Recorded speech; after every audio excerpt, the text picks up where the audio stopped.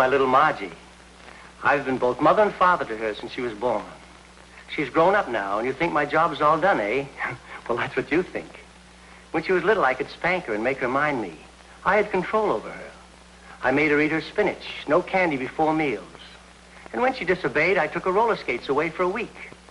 But what can you do when a girl reaches this age? She's completely out of hand. I've got a problem, believe me. I've got a problem.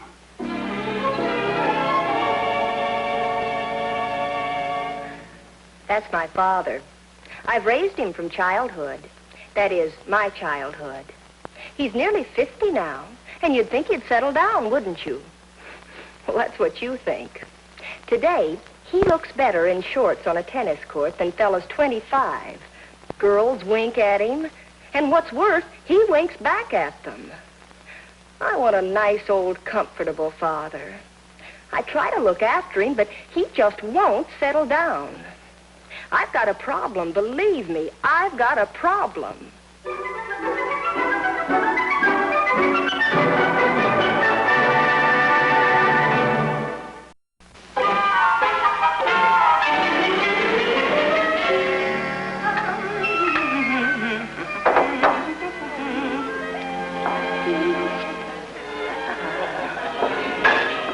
Morning, honey. Good morning, Daddy. Margie, does the Board of Health know we're running a cafeteria? You know what the doctor says. A hearty breakfast pulls you through the day. Well, this bread will pull me from Monday through Friday.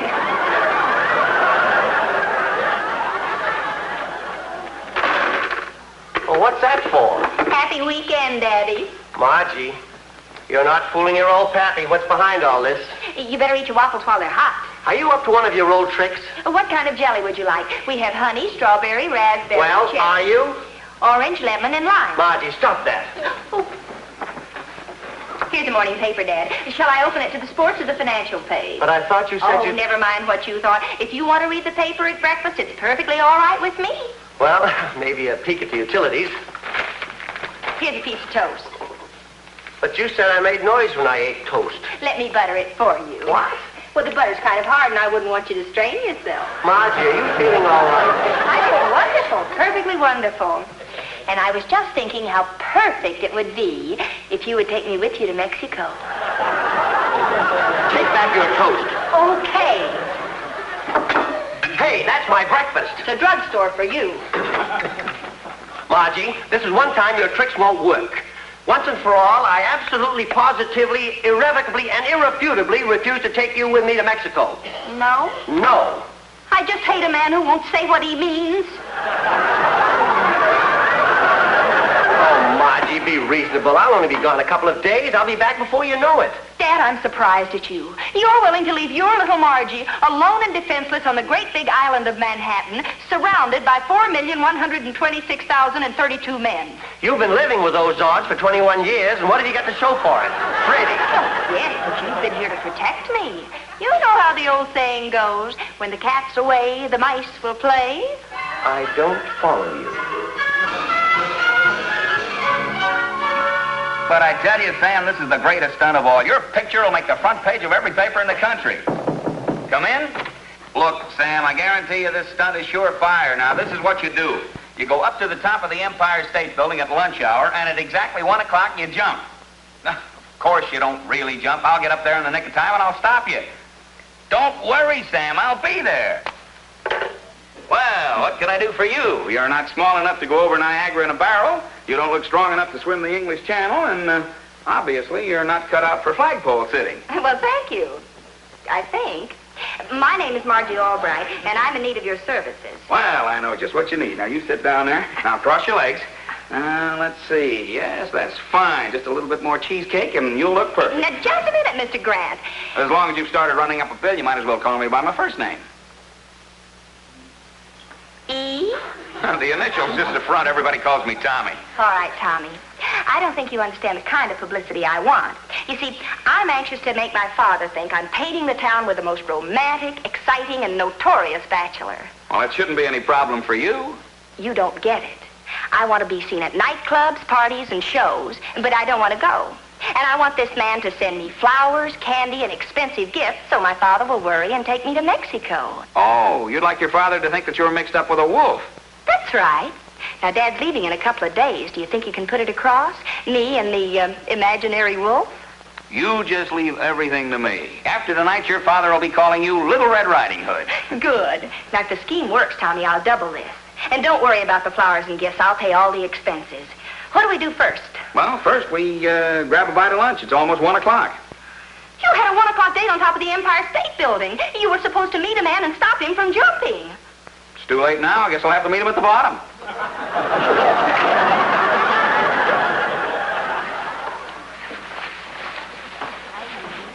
Dad, my zipper's stuck. Would you help me with it, please? Well, what have we here?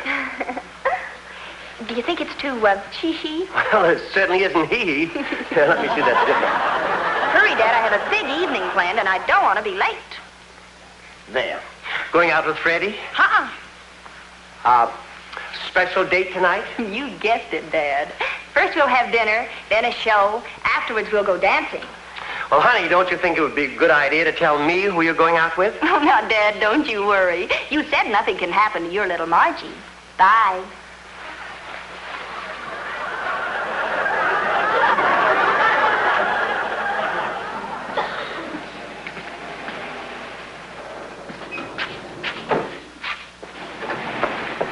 Hi, Tom. Hi. I did like you said. Now, where do we go from here? We're here. Here?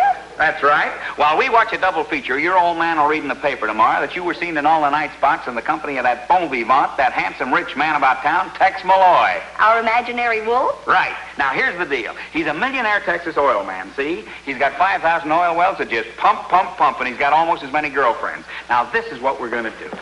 All right. You asked for it. That bullets went right through you. Tommy, it's 12:30. Can we go now? Are you crazy? Whoever heard of Tex Malloy taking a date home at 12:30? Here. That's more fun. Zelda, you shot me. Oh, Jeff, what have I done?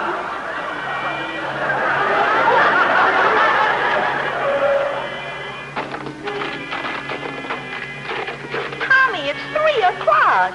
Now? Coward, we've only seen the picture 5 times. Have another box of popcorn.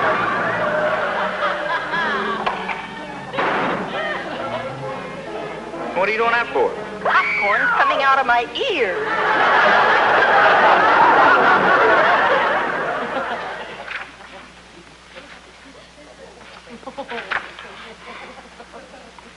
Three o'clock.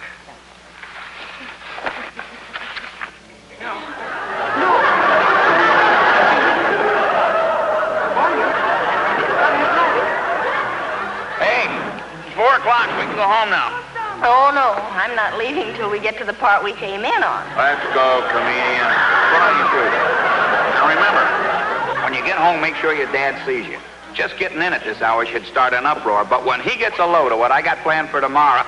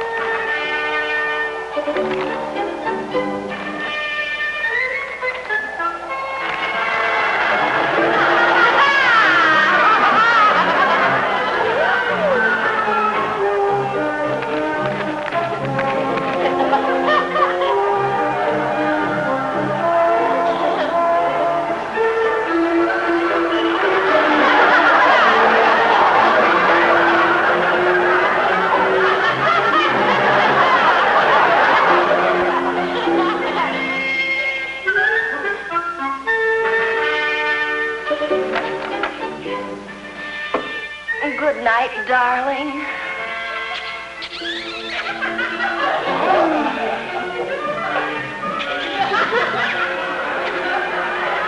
Margie? Yes, Dad?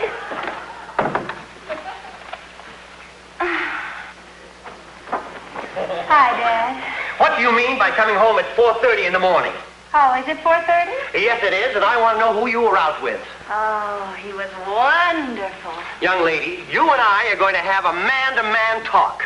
A what-to-what talk? Oh, honey, let's go out in the kitchen and have a chat like old times. I might even make some popcorn. Can't we talk about it in the morning? I can hardly keep my ears open. No, I'm wise to that one. You'll stay in bed until after I leave for the office. Oh, no, I won't, Daddy. I promise. Well... In the morning.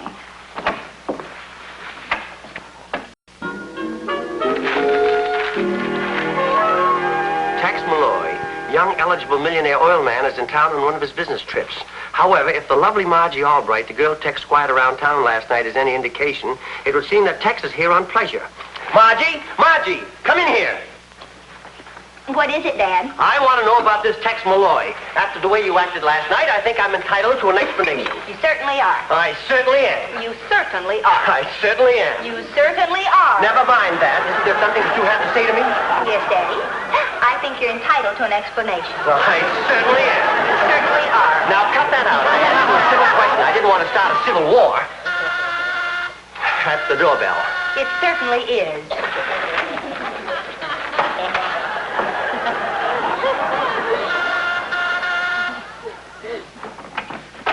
Miss Albright live here? Yes, I'll take them.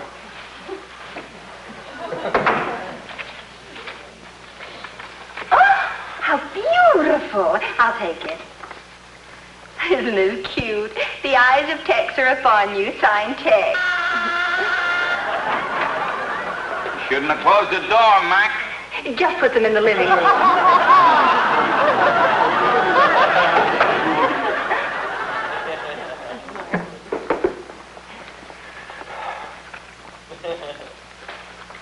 In all the state of Texas, the other 47 too, you're my little cactus, 'cause I'm stuck on you. Isn't it sentimental? Sickening. Now, for the last time, will you tell me who this Tex is? Oh, I was just getting around to it. Tex Malloy was my special date last night. Isn't he a little late with his corsage? Well, that's the way he operates. He's a Texas millionaire. Made all his money in oil. He told me he had 5,000 wells that just pump, pump, pump. How lubricating. Dad, I've been thinking about the trip to Mexico. Let's not start that again. I told you before I can't take you with me. Well, that's just it. I think it'd be a good idea for you to get away by yourself for a change.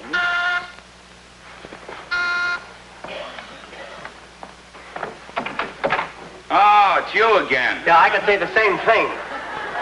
Oh, wait a minute. Who's that? Chief Kennesaw. How? The chief has a special message from Miss Albright. Here I am. How? Me, Chief Kennesaw. Tex Malloy, blood brother of our tribe. Oh, for crying out loud. Please, Dad, you'll offend the chief.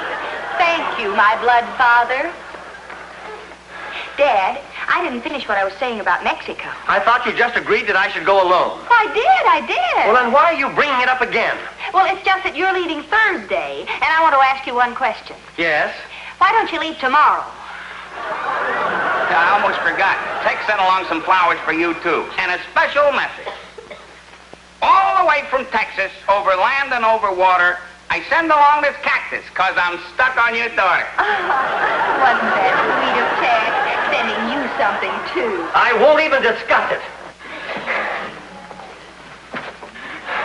Look at this room. It looks like a greenhouse. Sending a girl a bouquet is one thing, but this is ridiculous. Don't worry, Dad. I'll get rid of the flowers. How? How?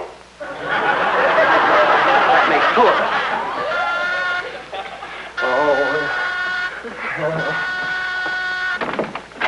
Hiya. Not you again. Small world, ain't it? I wish I'd have known how to put in a revolving door. You don't know how right you are, Mac. Now, just a minute. Better get out of the way, Mr. Albright. Now, wait a minute. What? Just a minute. Just a minute. Now, take it easy, fellas. This is my apartment. Hey, with all these flowers, I hope he doesn't have hay fever. I think he's beginning to weaken. Keep him coming. Everything's going great, huh? And how? How? Quiet, don't overdo it. Margie! Margie! Get me out of here!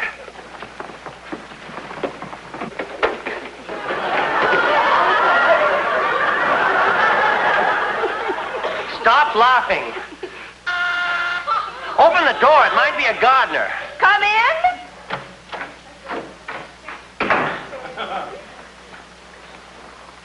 Who died? Welcome to the jungle, Freddie. I don't know how welcome I'll be after you see this article. What article? Right here in Charlie Atkins' column. Last night, your reporter spotted millionaire Texas oil man Tex Malloy with charming Margie Albright. They were chopsticking it in a secluded booth at the exclusive Chinese eatery, the House of Ching Hao. How? Who's that? The last of the Mohicans. Hey, go on, Freddie. Keep reading. I don't think you'll want to hear any more, Margie. Well, I do. Tex has only 3 interests in the world. Margie Albright, oil and cattle, in that order.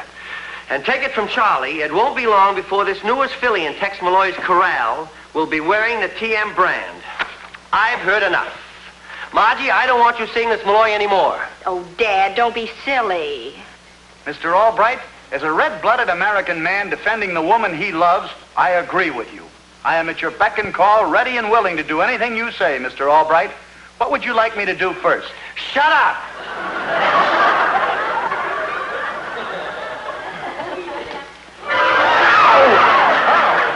Haven't you gone back to the reservation yet? Come in. Oh, no, you don't. We've had enough flowers for one day. Out you go. Out! How? Oh, that goes for you, too. Come on, get out. Everybody out. Go on. Keep going. Go on. Out you go, all of you. Wait a minute, you.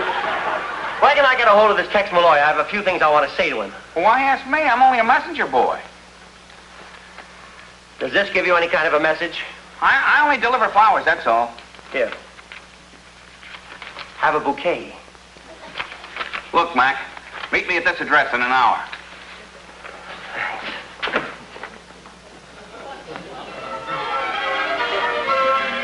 Now, as I understand it, Mr. Albright, you'd like me to find a guy to play the part of Tex Malloy. That's right. As long as she made up Tex, I'll produce Tex. Now, are you sure you've got everything right? Don't you worry about a thing. I'll have Tex at your place at 6 o'clock tonight. Something for your expenses. Oh, thanks. But I sure hate doing this to your daughter.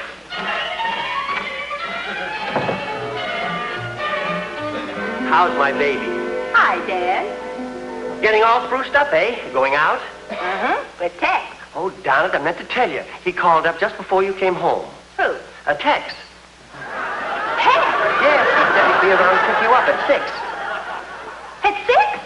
Where are you going? To the beauty parlor to get my nails manicured. It's only 3 o'clock. See? Both clocks are on time. That must be Tex now. Answer the door. I didn't hear it ring. Well, it rang. No, it didn't. It did. It did not. Margie, answer the door. Why don't you answer it, Dad, while I slip into a hostess gown? You haven't got a hostess gown. Now let him in.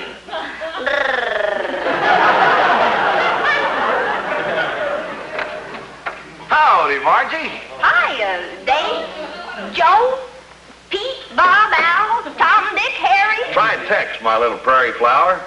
Tex, Oh, I knew you'd never forget me, little lady. Tex Malloy. That's right. I've been reading about you and me in the newspapers. Well, what's the matter? Don't you feel so good? Can I get you something? Yes, a nice dignified funeral. Oh, Margie, aren't you going to bring your friend in and introduce him? Things are liable to be a little peculiar around here. Just don't let on. Oh, don't worry about me none. I'm here to legitimize everything. Dad, this is Mr. Malloy. Tex, this is Mr. Albright. Mr. Albright, Mr. Tex Malloy. Mr. Tex Malloy, Mr. Vern Albright. Vern, Tex. Tex, Vern. Bye, but the evening passes when good friends get together. Well, and good night, you sweet little old Texas boy. Margie, a great little chitter, but then I guess you know. Won't you sit down and make yourself comfortable? How do you like New York? Oh, this is mighty fine country, especially these New York women. They sure got a pretty skyline. Down in Texas, all you see is heifers. Them's cattle, you know. Margie says you're in oil. Yep, practically marinated. That's a Texas joke. Dad, Tex looks thirsty. Why don't you go fix him a drink? A good idea. I'll make you my specialty, Tex. A racket club cocktail. A racket club cocktail? One drink and you feel unstrung. That's a Palm Springs joke. Tex, this whole thing has been a big mistake. I think you'd better leave. Leave? Well, I'm having a fine time. But you don't understand. All those articles you read, I'm responsible for them. Oh, shucks. I'm just as much to blame as you. You don't get it. I'm in trouble. My father's worried about you marrying me. Oh, now, honey, don't you worry. I'll do right by you. We Texans always do right by our women. But Tex... Try this for size, Tex. Thanks. Mr. Albright, I hear that I've got you concerned about your daughter. Now, I don't want to beat around the bush. In a couple of days, I'm going back to Texas, and I'd be mighty proud to take Margie with me. Object matrimony, of course. Well, Tex, this takes me by surprise. But, of course, I've always known that someday I'd lose my little girl. But, Dad... Hush, baby. Before I could give my consent, Tex, there are a few little problems to be considered. Margie's always lived in a big city. Oh, the fresh air will do her good. But all her friends are here. Well, I've got a large family. She couldn't shop in the stores. She could order by catalog. But she's all I have. You could come and visit us. Then it's all set? Wait a minute, it's his serve. Put it there, Tex. Nothing would please me more than to have you as a son-in-law. Congratulations. Congratulations. Margie, just think, in a little while, you and Tex will become one. Won't that leave a lot left over? Oh, don't you worry about your old pappy, honey. I may be losing a daughter, but I'm gaining a son. Come on, honey. Grab your hat. We'll drive up to Connecticut and get hitched right away. You stay away from me, Tex. Oh, now they said just like a woman want to be coaxed. Come on, let's go.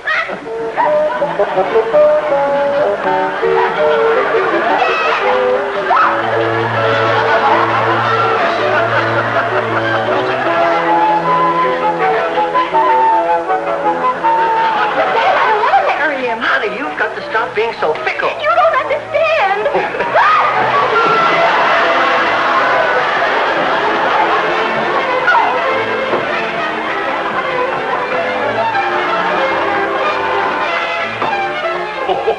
This ought to rope the critter.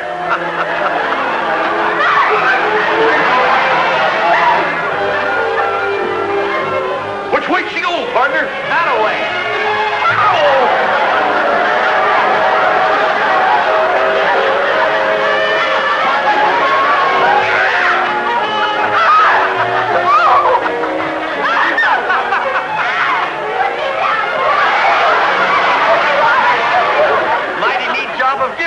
Partner? Dad, make this overgrown boy scout untie me. Untie you? You're getting hitched. Yeah. Well, Mr. Albright, I guess we better be moseying on. And I'll take care of her. Don't worry about her none. Ow! Let go! Dad, do something! Oh! Goodbye, honey. Goodbye, son. Make sure she writes me every week. Don't worry, Dad. I will. What an actor that fellow is. I'll bet it's the last gag she'll pull on me. Mr. Albright? Yes? I'm sorry I'm late. Late? What do you mean late? Well, didn't you want someone to play the part of Tex Malloy? Well, I'm the cowboy Tommy hired. You mean... Then who?